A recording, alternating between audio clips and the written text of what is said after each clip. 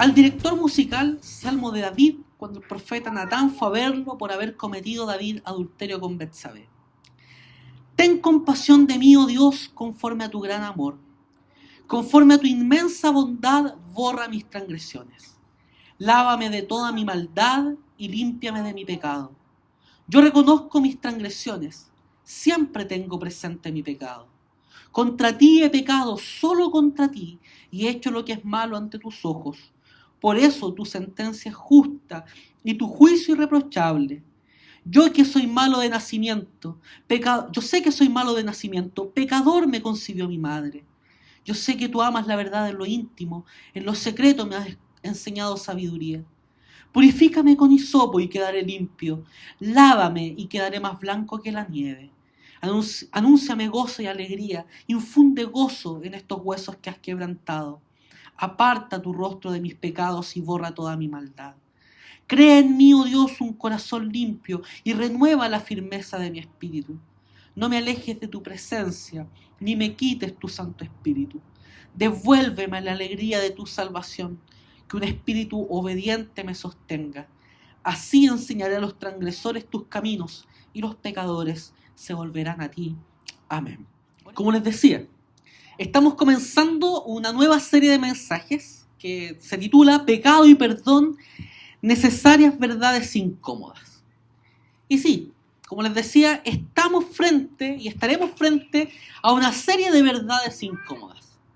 Porque hablar de pecado resulta muy difícil. Es desagradable, es casi hablar como la muerte. Nadie le gusta hablar acerca del pecado. Y la razón es porque a nadie le gusta verse malo o malvado. Aunque la Biblia lo dice que sí lo somos por naturaleza. Y de hecho, sin Cristo estábamos muertos en nuestros delitos y pecados. Además de eso, está la tendencia humanista, secular, de ver al hombre como bueno, de pensar bien acerca de uno mismo para tener una elevada autoestima. Y de hecho, regularmente la culpa de lo malo que nosotros hacemos la tiene el sistema, la sociedad, los ambientes nocivos en los cuales nos movemos o las estructuras económicas. Regularmente siempre le echamos la culpa a los otros y nunca la culpa a nosotros. De hecho, a pesar de que poca gente lo ha estudiado, es una idea que está inmersa en la sociedad, el hecho de que gracias a Sigmund Freud nosotros creemos que la culpa es un sentimiento irracional, algo que nosotros no debiéramos tener. Aunque es sumamente interesante que sigue estando presente la idea de que estamos frente a un tribunal. Y a veces el juez de ese tribunal es mucho más inclemente, mucho más irascible que el Dios Todopoderoso. Porque a veces el juez de ese tribunal sanguinario somos nosotros mismos. Por otro lado, hay frases como nadie es perfecto. Todos cometen errores. Y hasta lo decimos en latín. Errarum humanum est. Errar es humano. ¿Qué hacen esas frases? Lo único que hacen es normalizar el pecado, colocándolo como solo una imperfección nuestra. Y de hecho, cuando la Biblia habla del pecado, siempre lo presenta como una transgresión voluntaria a la ley del Señor. Por lo tanto, no son simplemente errores. Recuerden, sí, tenemos una naturaleza que es pecaminosa, pero nuestro corazón de piedra ha sido transformado por un corazón de carne cuando hemos creído en el Señor Jesucristo. Además, también en esta sociedad se considera que hablar del pecado es algo pasado de moda. Como dirían los prisioneros en su canción Sexo, es una cosa medieval. Pero allí está la cruz de Cristo, como señal de que el pecado existe y de que ha sido removido por el poder de su sangre. Entonces, es sumamente necesario que hablemos del pecado. Todo esto que hemos dicho nos señala que debemos hablar del pecado. Nuestra comprensión del pecado es importante porque así entenderemos también al Dios que es santo, que es creador. Entenderemos al ser humano. Entenderemos correctamente el sacrificio de Cristo, la salvación, la obra del Espíritu Santo que veíamos en la serie pasada, la iglesia y su gobierno, la necesidad de un gobierno eclesiástico y también la esperanza de un cielo nuevo, de una tierra nueva, donde el pecado estará ausente. Es sumamente importante que estudiemos el pecado. En esta serie, nosotros seremos confrontados con el verdadero significado del pecado, mirando hacia la cruz de Cristo, que fue precio de nuestras rebeliones. Y tendremos una invitación abierta a arrepentirnos y a dejar de lado la autocomplacencia que se goza en lo malo que uno hace y que se justifica. Y también entenderemos que si hemos sido perdonados por Dios por pura gracia, debemos también perdonar y restaurar al que cae, al que nos dañó, continuando la caminata de la fe con la alegría que produce en nosotros el actuar en gracia. Entonces, esa es la invitación de esta serie. Y hoy día, para comenzar esta serie, hemos leído un salmo penitencial, quizá uno de los salmos más maravillosos que salió de la pluma del rey David. Esta es una oración de arrepentimiento, que como el subtítulo de este salmo lo señala, fue desarrollado cuando un profeta llamado Natán fue a reprender a David por un adulterio que él había cometido. Ojo con esto, era una cultura antigua, donde nadie podía confrontar a los reyes. Y Natán, con mucha valentía, a riesgo de su propia vida, va a confrontar a David por su pecado. ¿Se acuerda cuál fue su pecado? ¿Conoce esta historia? Segunda de Samuel, capítulo 11, nos muestra esta historia. Voy a relatarla muy brevemente. El rey David, en el tiempo en que los reyes salían a la guerra, se quedó en su palacio. Primer error, pecado incluso. La ociosidad. Como dice el adagio popular, la ociosidad es la madre de todos los vicios. Es muy necesario que siempre estemos activos, trabajando.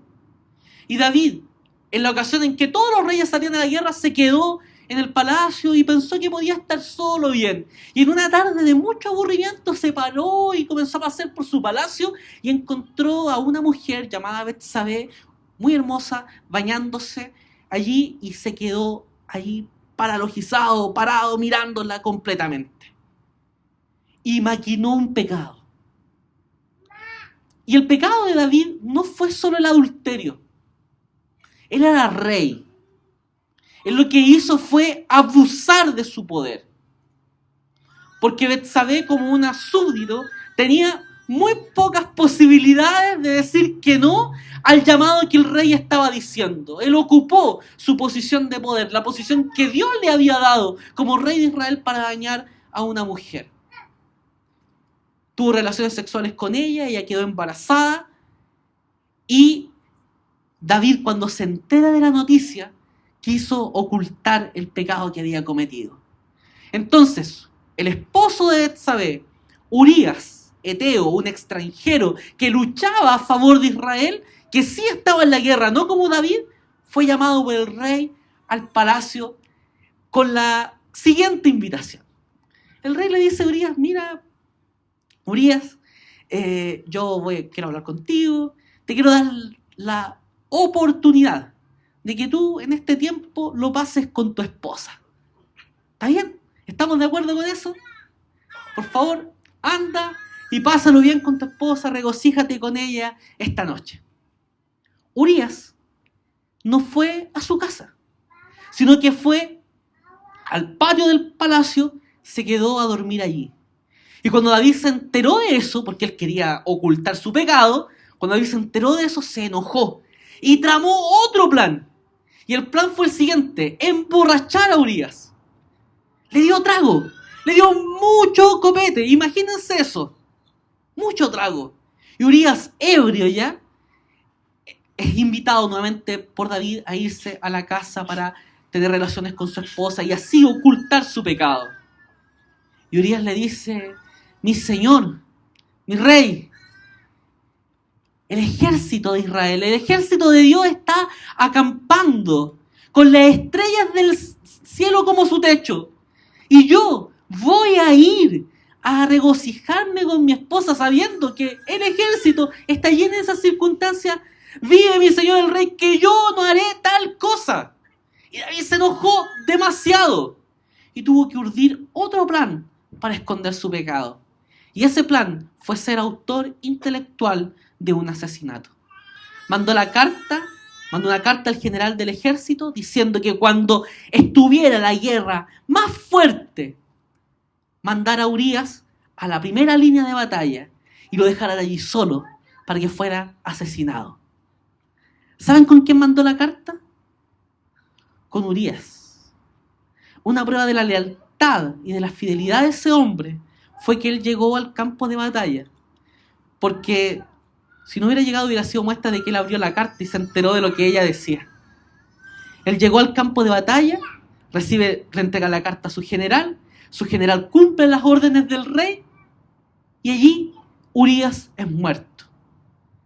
Fue un hombre, un soldado, llevando la noticia al rey David y todo había pasado piola. Había quedado oscurecido, ocultado frente a ese hecho. Y David tomó a Betsabé como su esposa.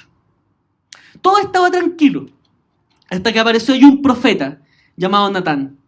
Y Natán llega al palacio y le dice a David que le vas a contar algo que ocurrió, un hecho, algo que había sucedido.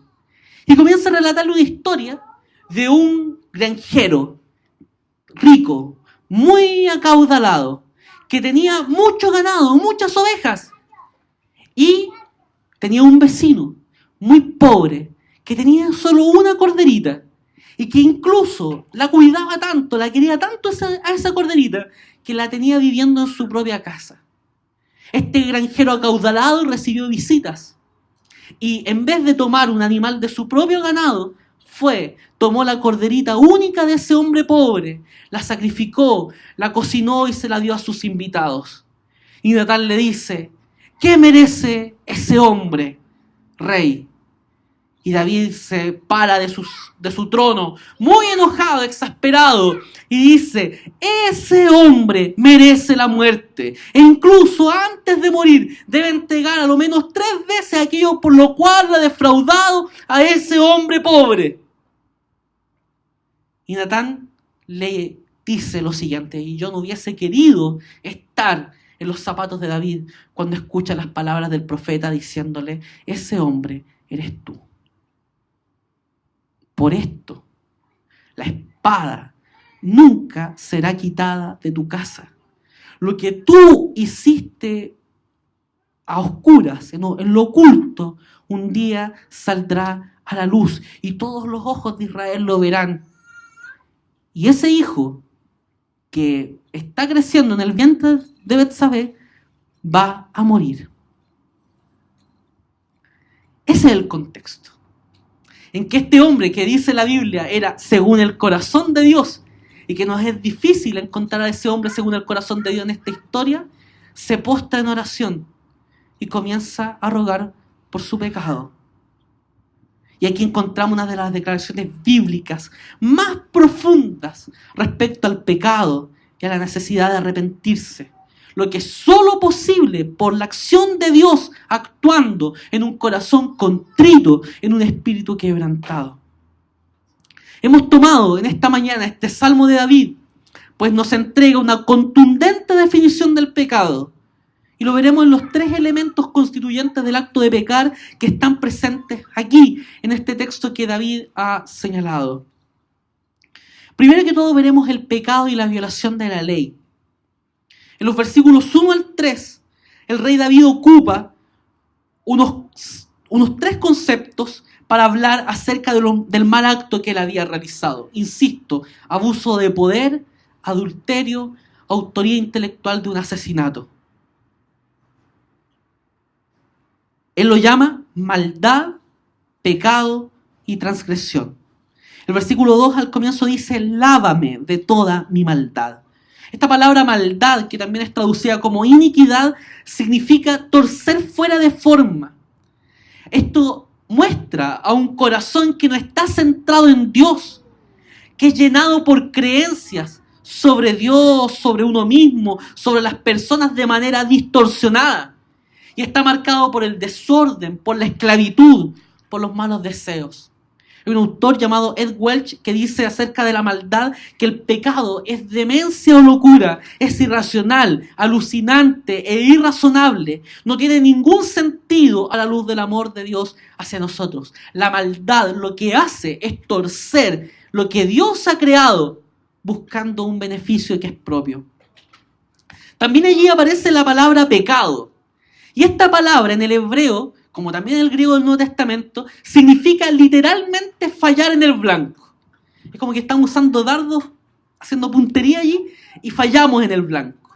Pecar es errar, equivocarse del blanco que Dios ha establecido. ¿Por qué? Porque Dios creó al mundo para vivir en shalom, que como hemos expresado en otros sermones es paz, armonía social, vida abundante, tranquilidad, perfecta armonía con Dios, con el prójimo y con el mundo. El ser humano había sido creado y adornado para la rectitud, pero por su locura produjo hechos vanos, obras de la carne. Y debemos entender que Dios odia el pecado. No solo porque el pecado viola la ley de Dios, sino porque viola esa armonía, quebranta la paz que Dios había creado para la relación entre el hombre con Dios y entre el hombre con los otros seres humanos. El pecado es una ruptura de esa armonía original que Dios había creado. El pecado no es original, no estaba en el diseño divino, sino que vino a perturbar algo que era bueno y armonioso. Lo veremos en el sermón de la próxima semana cuando hablemos de la caída. El pecado es algo así como un acto vandálico que viene a destrozar la bella realidad que Dios había desarrollado. De hecho, aquí, en esta palabra, errar el blanco, no solo están aquellas cosas que Dios prohíbe, como el mentir, como el robar, como el adulterar, sino que también muchas omisiones. Dios nos manda a amar a nuestro prójimo, por ejemplo. Cuando dejamos de amar a nuestro prójimo, estamos errando el blanco. Cuando también no nos contentamos con lo que Dios nos da, dejamos de alegrarnos, de ser felices con la provisión divina, también estamos pecando. Y eso es tan grave como las prohibiciones bíblicas. Y de hecho, si hay algo que es sumamente interesante de esta palabra, errar el blanco, es que está unido tanto el pecado como su consecuencia. Y esto nos tiene que hacer recordar lo que dice el apóstol Pablo: por cuanto todos pecaron, están todos destituidos de la gloria de Dios. La paga del pecado es muerte. La única recompensa que nosotros podríamos alcanzar es vivir para nuestra propia gloria. Pero la gloria nuestra perece, se acaba. Vivir para nuestra propia gloria, cuando podríamos vivir para la gloria de Dios. Y el otro concepto que aparece aquí es transgresión. El versículo 1 dice: ten compasión de mí, oh Dios, conforme a tu gran amor, conforme a tu inmensa bondad, borra mis transgresiones. Y luego también el versículo 3 dice: yo reconozco mis transgresiones. La transgresión es rebelarse contra alguien a quien se le debe obediencia. Y el que debe obediencia es Dios. Cuando nosotros reclamamos autonomía, estamos atentando contra el amor, contra la voluntad de aquel que es nuestro Señor, de aquel que es nuestro dueño, que es nuestro amo. Isaías capítulo 1, versículos 2 y 3 representan muy bien esta idea, cuando el profeta dice lo siguiente: oigan cielos, escucha tierra, así dice el Señor. Yo crié hijos hasta hacerlos hombres, pero ellos se rebelaron contra mí. El buey conoce a su dueño y el asno el pesebre de su amo. Pero Israel no conoce, mi pueblo no entiende.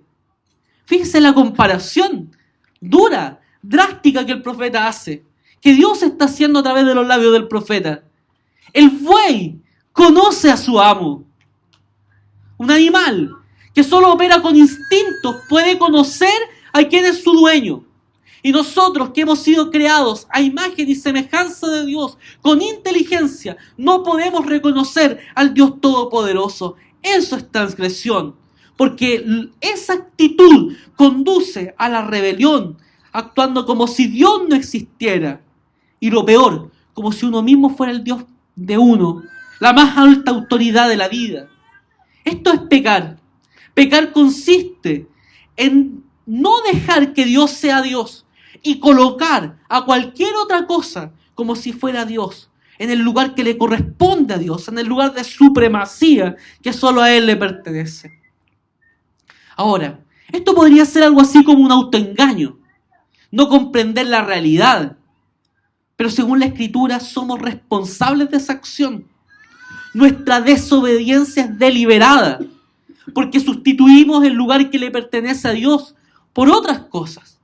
El apóstol Pablo en Romanos capítulo 1, en los versículos 21 en adelante dice: a pesar de haber conocido a Dios, no lo glorificaron como a Dios, ni le dieron gracias, sino que se extraviaron en sus inútiles razonamientos y se les oscureció su insensato corazón. Esto es tremendo. Aunque afirmaron ser sabios, se volvieron necios y cambiaron la gloria del Dios inmortal por imágenes que eran réplicas del hombre mortal, de las aves, de los cuadrúpedos y de los reptiles. Según los teólogos cristianos de toda la historia, entre ellos, por ejemplo, Agustín de Hipona y Tomás de Aquino, afirmaron que la primera raíz del pecado era el orgullo, la soberbia, afirmar ser sabios actuando como necios. Porque contravenir, desobedecer la ley divina se origina en el orgullo, en que uno puede despreciar a Dios actuando de manera desafiante y clara y rotundamente frente al Dios que nos ha creado. Entonces, pecado es referido aquí como maldad, como errar en el blanco, que se traduce aquí como pecado, y como transgresión. El pastor Timothy Keller, en su libro de discipulado, ¿Qué es el Evangelio?, hace una síntesis de esto, diciendo lo siguiente respecto al pecado. Nosotros pecamos cuando rechazamos vivir para la gloria de Dios y en lugar de eso buscamos nuestra propia gloria en otras cosas.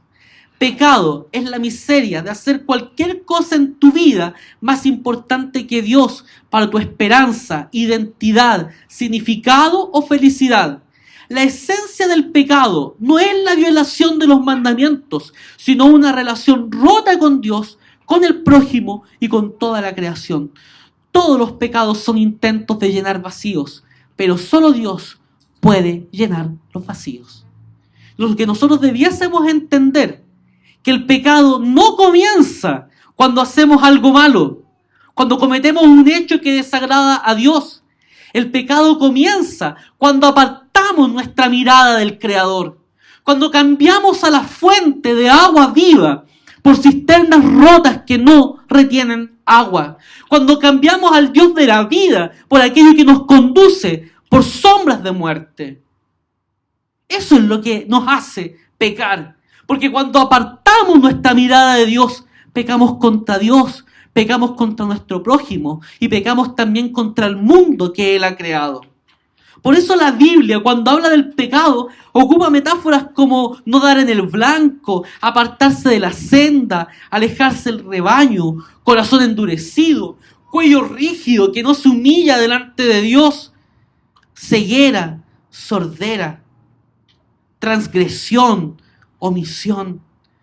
El pecado hace que las personas ataquen, evadan o descuiden su llamado divino. Por eso, no apartemos la mirada del Señor. No apartemos tampoco la mirada del prójimo que ha sido ordenado por Dios que debemos amarle. No actuemos con indiferencia, incredulidad y desobediencia frente a Dios que nos ha creado. ¿Qué hacer frente al pecado? Según el versículo 2 de este texto, David entiende que está manchado e inmundo.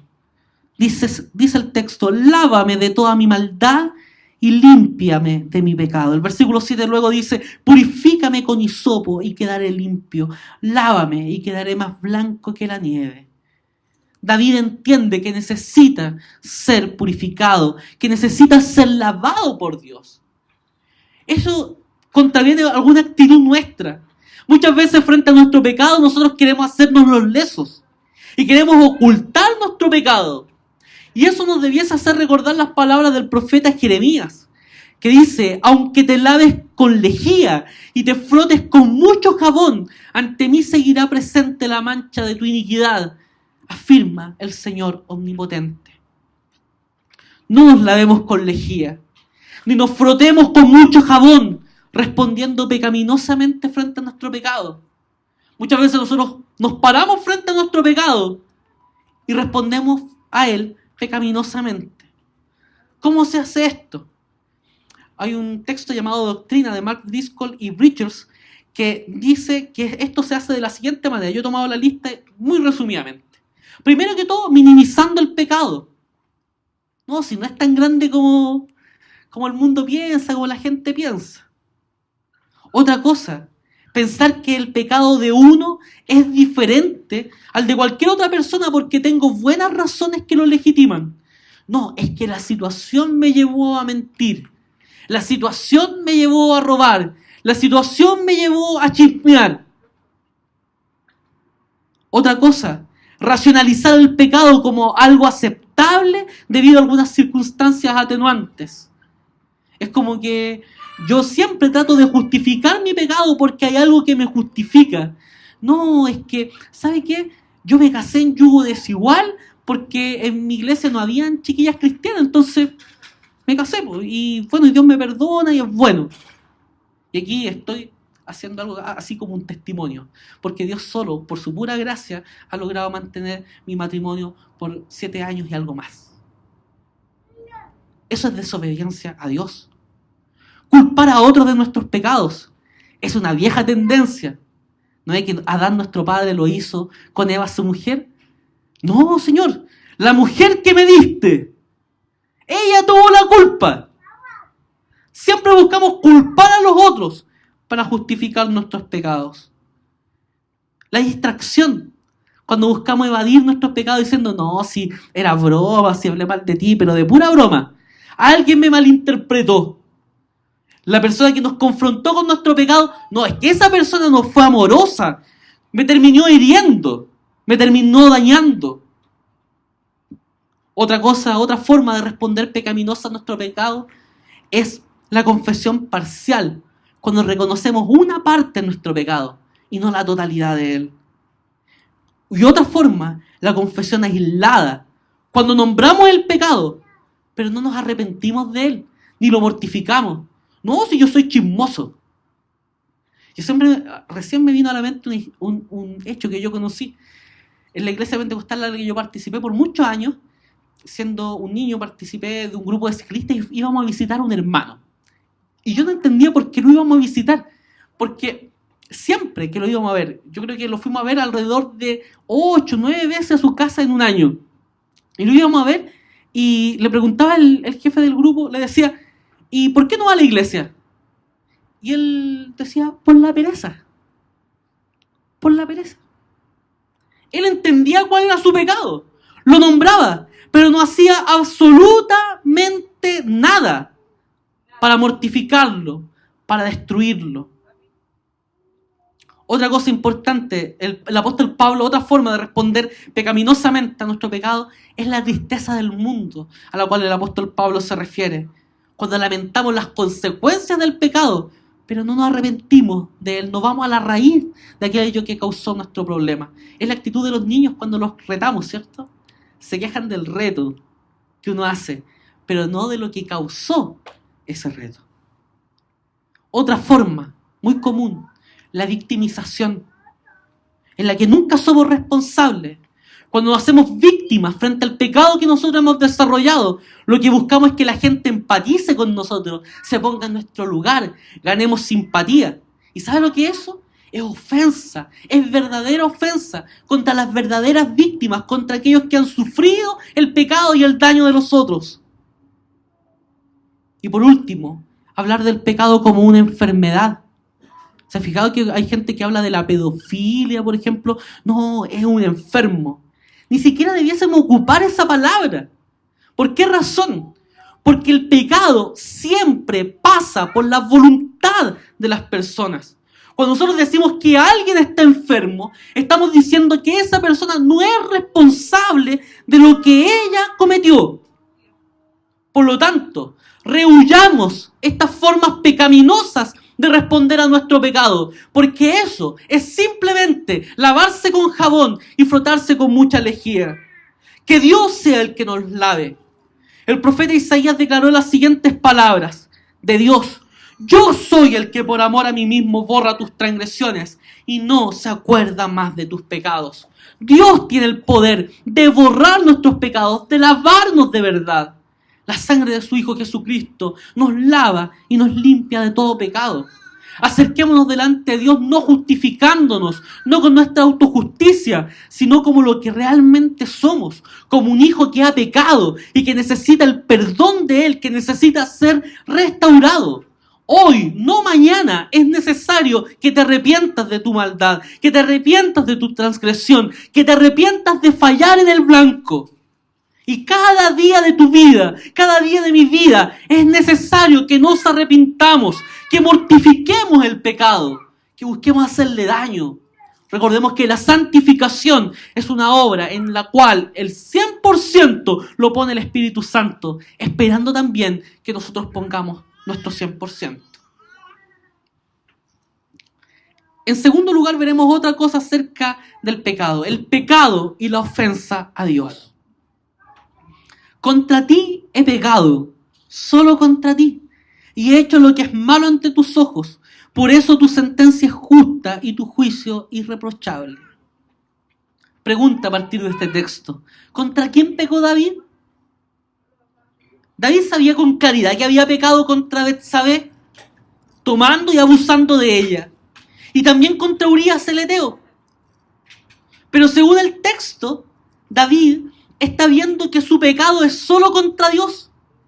Y yo me pregunto, ¿está aminorando su pecado contra el matrimonio víctima de su perversidad? Yo me respondo inmediatamente que no, en ninguna manera. Porque está declarando que cuando él aparta su mirada del Señor, eso le llevó a dañar a su prójimo, a no reconocer incluso que aquel que mató intelectualmente era uno de sus valientes. Al final de sus días, ustedes lo pueden ver en 2 de Samuel, que David hace una lista de sus valientes, de los valientes de David. Los de real valientes de David, no los que andan quebrando imágenes en el norte. Valientes de David. Y al final de la lista dice: y Urías el Eteo. David reconoce que este hombre al cual él le causó daño había sido uno de sus más valientes y leales servidores. El abuso de poder, el asesinato, el adulterio que David comete, en primera instancia, son violaciones de los mandatos divinos. Y aquí está la gravedad del pecado, queridos. El pecado nos muestra que siempre nuestro pecado contra nuestro prójimo es contra Dios, siempre, en última instancia, es contra Dios. Por eso él ora diciendo: contra ti, solo contra ti he pecado. Es un hombre caído que busca ser dueño de su destino, capitán de su alma. Como dice la canción de Frozen: libre soy, libre soy. Eso es lo que queremos ser cuando apartamos nuestra mirada de Dios y del Creador. Cuando reclamamos nuestra propia autonomía, estamos reclamando la posición que solo Dios debe ocupar como Señor y dueño de nuestra vida. Esa es la ofensa a Dios. Por eso David dice que ha pecado gravemente. Y aquí cometemos un grave error cuando creemos que nuestros pecados no son graves. No, si el hermano de la iglesia peca más que yo. No, yo soy súper correcto. Sí, fallo en algunas cosas, tratando de justificarnos. ¿Sabe cuál es nuestra medida? No es ni el vecino borracho del lado de nuestra casa, no es el compañero de trabajo flojo, inescrupuloso, no es el hermano de la iglesia que sigue tropezando con la misma piedra, no es ese. Nuestro modelo, nuestra mirada de seguimiento es Cristo, el inocente, el justo, el santo. El que dice andar en Él, dice la Escritura, debe andar como Él anduvo. Allí está nuestra mirada. Frente a Él es quien nos tenemos que comparar. Él es nuestra medida. Por lo tanto, debemos recordar que nuestro pecado siempre es grave delante de Dios, porque todo el que peque merece la muerte, dice el profeta Ezequiel en el capítulo 18 de su libro. Ahora bien, efectivamente hay pecados que causan más daños que otros. Evidentemente, no es lo mismo matar a una persona, por ejemplo, que mentir. Pero cuando nosotros empezamos a hacer graduaciones de pecado, lo único que estamos haciendo es mostrar nuestra autojusticia. Sí, tenemos que luchar contra esos pecados que son más graves, que dañan la comunidad, que dañan a la sociedad, que dañan a la familia. Pero tenemos que, de la misma manera, luchar contra nuestro propio pecado. El pecado tiene un carácter absoluto. Aquí no hay un límite en un punto neutro entre lo bueno y lo malo. Llamemos a lo bueno bueno y a lo malo malo. Llamemos al pecado como aquello que realmente es. Y si ustedes se fijan, la ofensa de David que comete contra Dios distorsiona la realidad. ¿Era malo ser rey? No era malo ser rey. ¿Era malo ejercer o tener poder? No era malo ejercer el poder porque Dios lo había puesto allí. ¿Es mala la sexualidad? No, Dios la creó para procrear y para el placer. Pero fíjense, lo que hace el pecado es distorsionar la realidad, porque convierte cosas buenas en cosas malas. Y eso es lo que pasa día tras día con nuestra realidad. El pecado distorsiona el sexo, el trabajo, el dinero, las comodidades, el ministerio, las denominaciones. Todo, cuando es puesto en un lugar preeminente, en el lugar más alto de nuestra vida, en aquello que nos da significado, es un Dios falso que termina siendo adorado en lugar de Dios.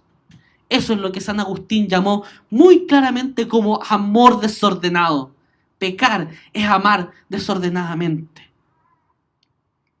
Y si hay algo que nos tiene que quedar sumamente claro de este texto, es que ofender a nuestro prójimo es ofender al Señor. Amar a Dios es amar lo que Él ama. Valorar a Dios es valorar lo que Él valora. Si Él ha creado con dignidad a todos los seres humanos, de cualquier etnia, de cualquier nacionalidad, debemos amarle sin distinción a todas las personas.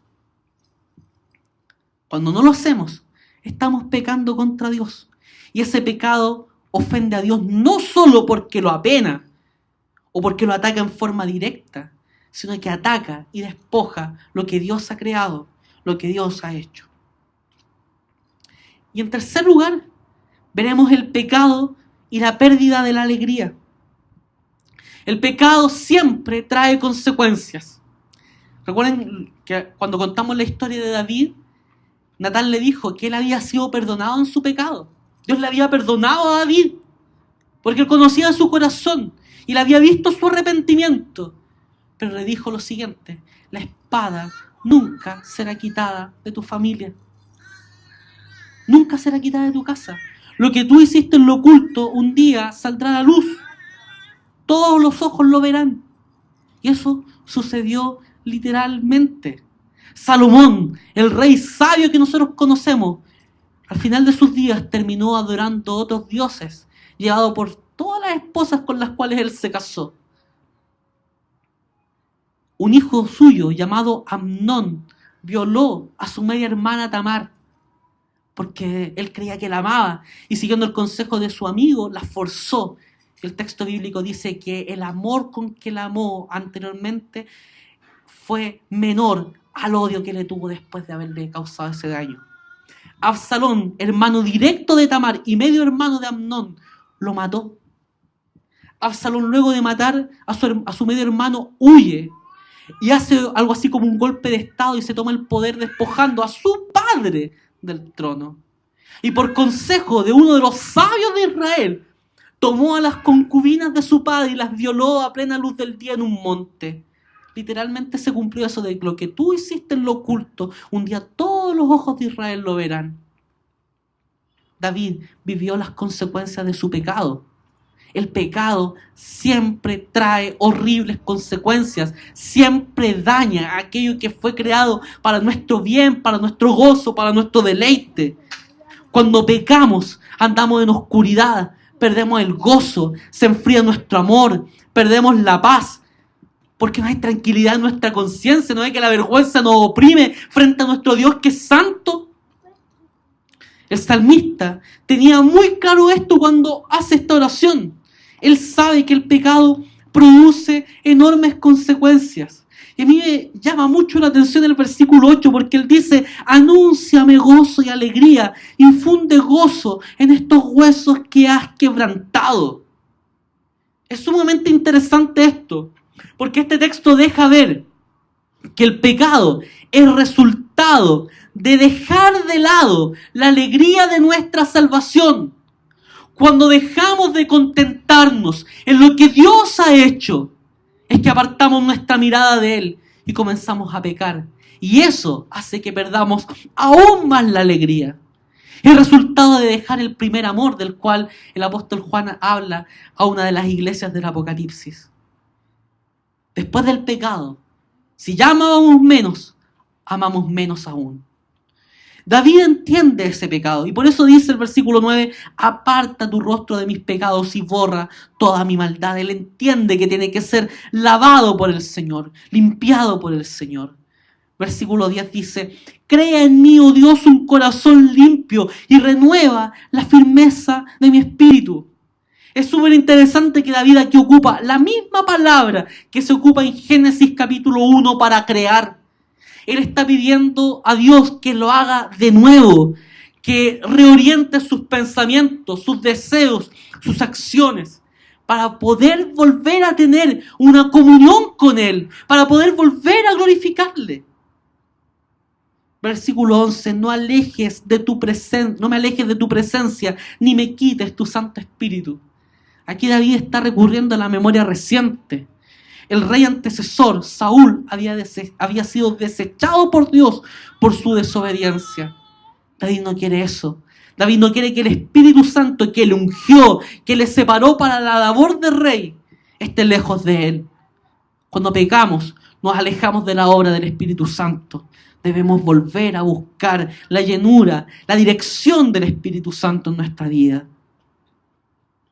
Y el versículo 12 es maravilloso. Dice: devuélveme la alegría de tu salvación, que un espíritu obediente me sostenga. La proclamación de la Escritura es la que produce gozo en los huesos quebrantados, en la vida quebrantada por el pecado. La palabra del Señor produce gozo renovado. Por eso, lo que cantamos también debe reflejar lo que la palabra del Señor dice y no simplemente nuestras emociones o lo que nosotros quisiéramos sentir y vivir. Porque esto es lo que produce gozo en nuestra vida. La alegría de la salvación es mayor que cualquier otro gozo que podamos tener en la vida.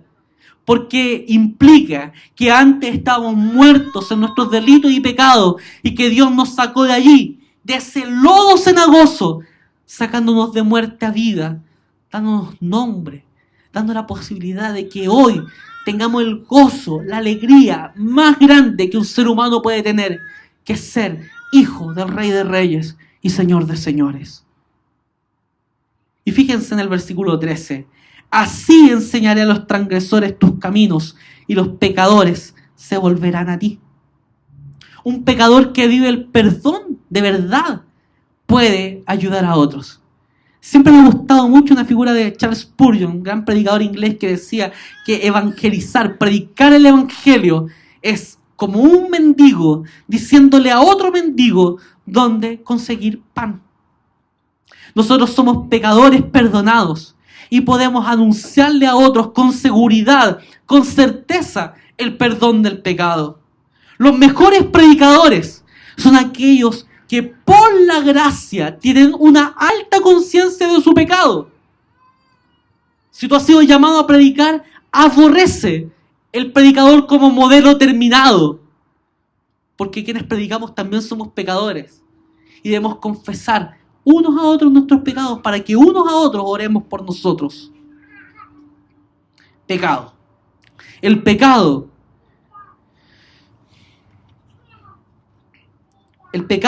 es una violación de la ley. El pecado es una ofensa a Dios. Y el pecado acaba con el gozo, con la alegría de la salvación. Para reflexionar y practicar, debemos reconocer, junto con el Catecismo de Heidelberg, uno de nuestros emblemas de fe, que tengo una tendencia natural a odiar a Dios y a mi prójimo. Por eso, cotidianamente, debemos pedir perdón por nuestros pecados y luchar con la fuerza del Espíritu Santo por una vida de mayor santidad. En segundo lugar, el orgullo y la arrogancia no agradan a Dios. Dios resiste a los soberbios y da gracia a los humildes. Debemos humillarnos, reconociendo nuestros pecados y nuestra necesidad de ser limpiados por Dios. Solo un corazón humilde puede avanzar, caminar por las avenidas del gozo que Dios ha trazado para nuestras vidas. Dwight L. Moody, un gran evangelista del siglo XIX, dijo que hay dos maneras de cubrir nuestros pecados: la manera del hombre y la manera de Dios. Si tratas de esconderlos, se volverán a mostrar algún día. Pero si dejas que el Señor los cubra, ni el diablo ni el hombre podrán volver a encontrarlos otra vez. Dejemos que el Señor cubra nuestros pecados. No escondamos nada delante del Señor. Recordemos que ante Él todas las cosas están desnudas y abiertas. Y un día, por todo lo que hayamos hecho, tendremos que dar cuenta. Es bueno entonces orar este salmo cuando nos sentimos abrumados por nuestras culpas, por pecar contra Dios, contra nuestro prójimo, encontrando paz en la certeza y la esperanza que produce el perdón en nuestra vida.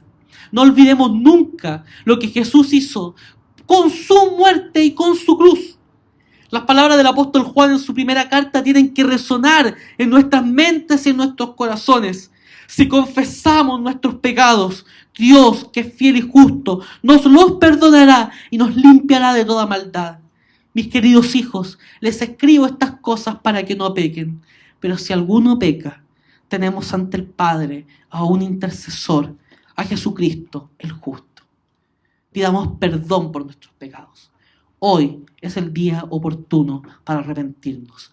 No dejemos que pase el día sin pedir perdón al Señor.